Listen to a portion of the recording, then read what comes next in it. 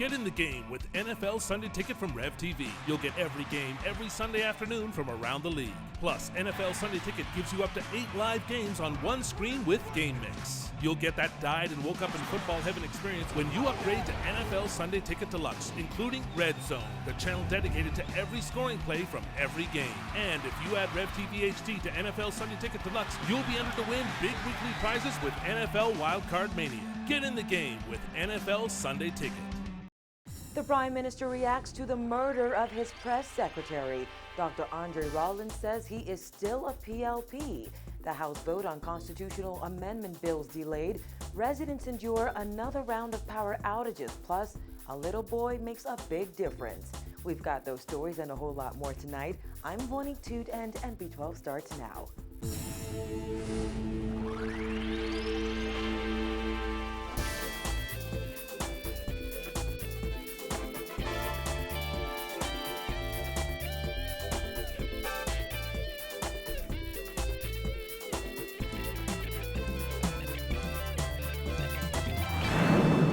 Tonight, 5 killed in less than 48 hours. That's the startling statistic Bahamians woke up to this morning. The latest murder victim was the press secretary of Prime Minister Perry Christie. Prompted by these latest killings, Christie told reporters today his government will have to go back to the drawing board and determine what new crime-fighting strategies can be employed to stop the carnage. Jasmine Brown reports.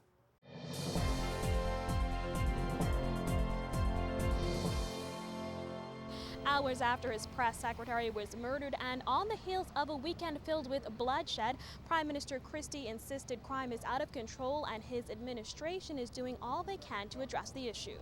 Latori Mackey, who was also the Deputy Director of Government's Public Relations Arms Bahamas Information Services, was shot dead while driving along Market Street around 4:30 this morning. Assistant Commissioner of Police Anthony Ferguson was on the scene and gave preliminary details. This vehicle appeared to have crashed into a lamp pole. Upon checking the vehicle, they discovered the body of a male leaning on the right side.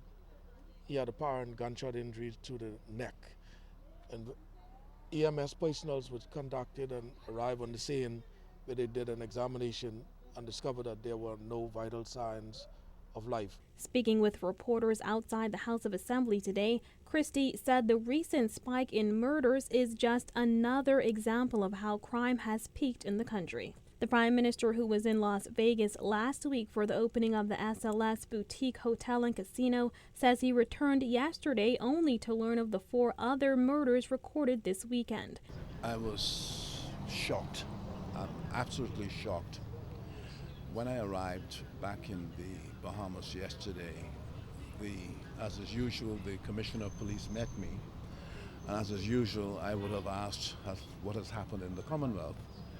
And he indicated to me it was a very heavy weekend, meaning that there were shootings and killings, and that in itself distressed me.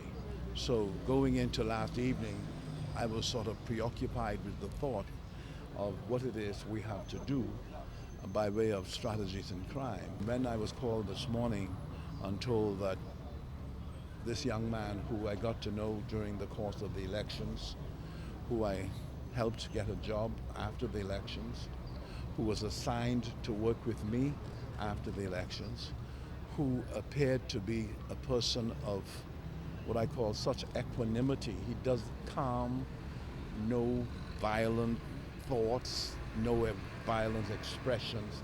And so you least expected to have him the subject of the kind of horrific incident that happened with him.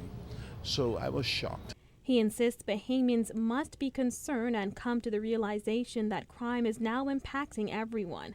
The nation's leader also admitted that the government has a huge task on its hands when it comes to clamping down on crime. The question for me is one beyond my friend. The question for me is that unless we are able to come to grips with what is happening at the level of the streets, we have a real problem in this country that goes to the root of how we react one to the other, because it's easy to believe that is localized and it's retaliatory, where you shoot me and I shoot you, and we're all in one group. When you see it now begin to stretch and extend itself to people who you least expect to be involved in any kind of underhand activity, who may have just been a victim of circumstance, then you know that we have a lot of work to do. Christie says he plans to meet with law enforcement officials over the next few days to strategize. He says it may include hashing out yet another crime-fighting strategy. We cannot compromise on the safety and security of our citizens. We cannot have a situation develop where people are fearful to be out. I mean, last night I saw the body of a victim who was shot by high-powered machine gun.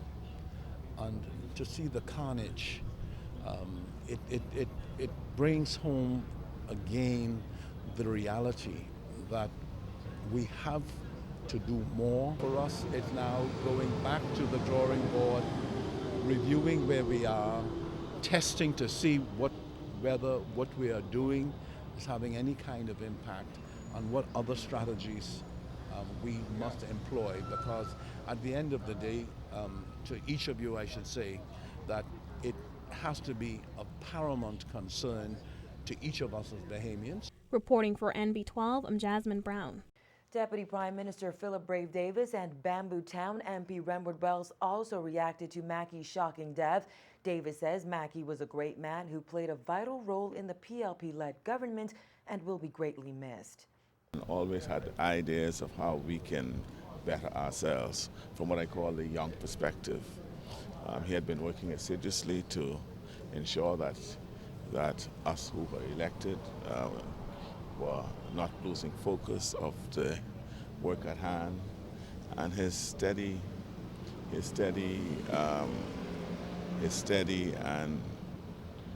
and direct words and writings to us about our responsibilities as leaders and having been elected, and executing and fulfilling those things that we promised was always in the fore of his mind, and he continued to remind us of it. He'll be greatly missed by all of us, and we trust that at the end of the day, those who are responsible for seeing this act will no doubt be caught and justice be brought to bear. Mackey is a former member of the National Development Party. Wells, who left the NDP to run as a PLP candidate in the last general election, said he last spoke with his friend on Friday. He says their last conversation centered on social ills like crime and their negative impact on the country. We were talking about really some of the solutions to the problems that we face in this country. We were talking about the issues within the Progressive Liberal Party. He is the Prime Minister's press secretary, and he was just speaking to the fact that he was always an ardent supporter of national service, of getting young people after they leave school to serve maybe 2 years. I was always an ardent supporter of that as well, to help develop some sense of discipline and to give individuals an opportunity to decide in those very critical years what kind of profession that they would like to be involved in.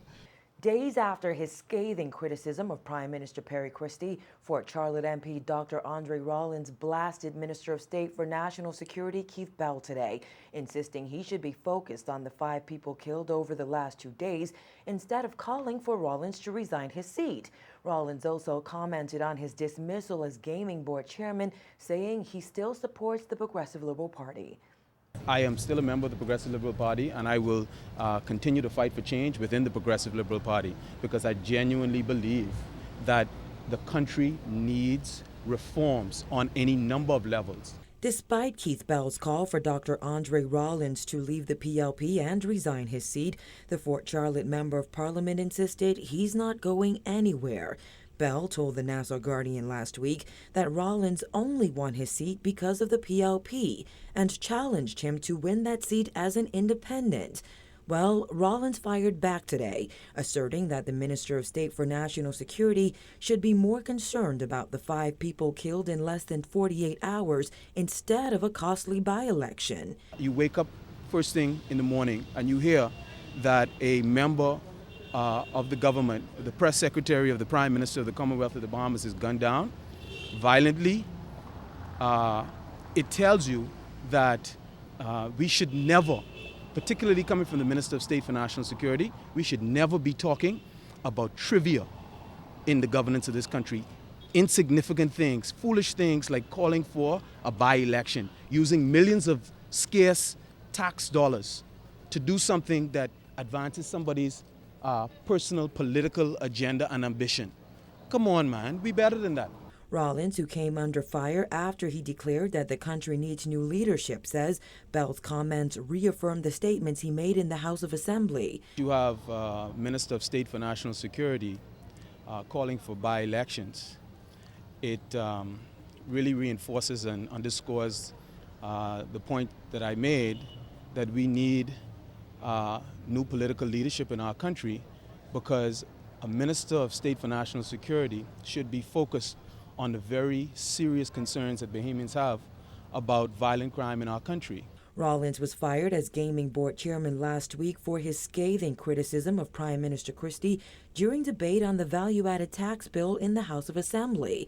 He called the decision to fire him just days before his appointment ended political posturing. So I really think that it was a useless exercise, one filled with political theatrics that amounted to nothing more than political posturing.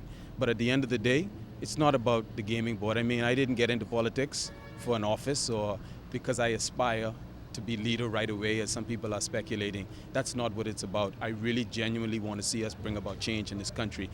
Members of Parliament were expected to vote on the constitutional amendment bills in the House of Assembly today. However, that didn't happen. Leader of Government Business in the House, Dr. Bernard Nottage, says government decided to delay the crucial vote after officials were advised to wait until consultations are completed with religious leaders in the event further amendments are made to the bills.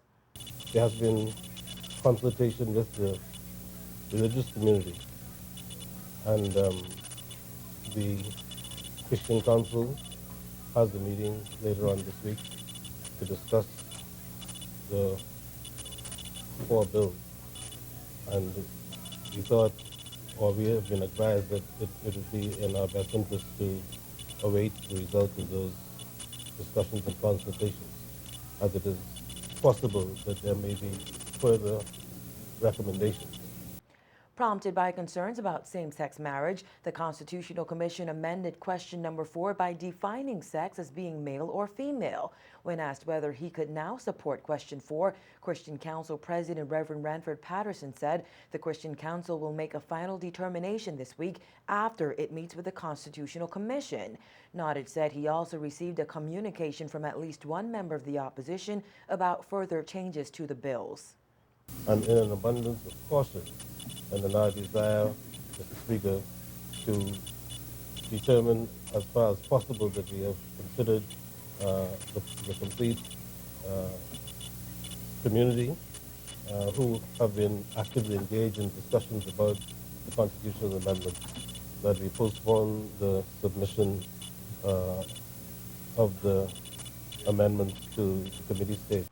The constitutional amendment bills will set the stage for a constitutional referendum in November. Prime Minister Christie has defended his decision to miss last week's vote on the value-added tax bill, insisting that the opposition is simply trying to score political points and he refuses to be distracted from the issues facing our country.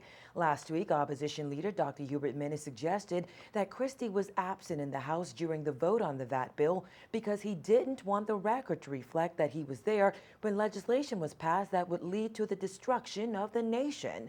Christie says as Prime Minister, he had to make a judgment on whether his presence was needed. I knew that we had the majority to pass the VAT bill. I knew I had personally led the preparation of the country for the VAT legislation. I knew I had met with the private sector in the Bahamas with respect to that. I know that we have to do more to prepare the government before the January introduction. I'm in the process now of solidifying and improving the team and the capacity to deal with the legislation. And so my colleagues knew that I wouldn't be there for the vote. I made a contribution and I left.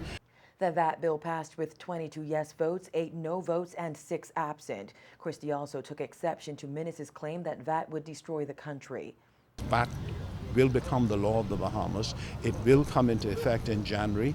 It is not going to have the negative impact that they say it's going to have. I'm going to make sure of that. When it comes to the protection of the poor, we are going to have new levels of policing in terms of pricing and prices to protect the poor. We're going to be very specific in terms of what we put in place. On Wednesday evening, Christie traveled to Las Vegas, where he attended the opening of the SLS Boutique Hotel and Casino and met with Nevada gaming consultants. Christie, who was accompanied by Tourism Minister Obi Wilshcombe, says they had very significant meetings. One of which was for me to meet with the owners of SLS, the new company coming in place of Mondarian. And I'd met the owners at South Beach property that they were opening a new property in Las Vegas. I wanted to be present to see it, to encourage them, because they're coming in at the last moment to take over a property that Mondarian had had for years that was being constructed.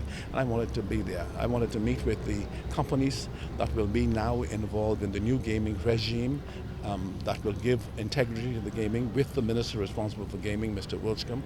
The Prime Minister, who turned 71 last week Thursday, said he also met with former basketball star Rick Fox and NBA promoters on major promotions they want to hold in the Bahamas.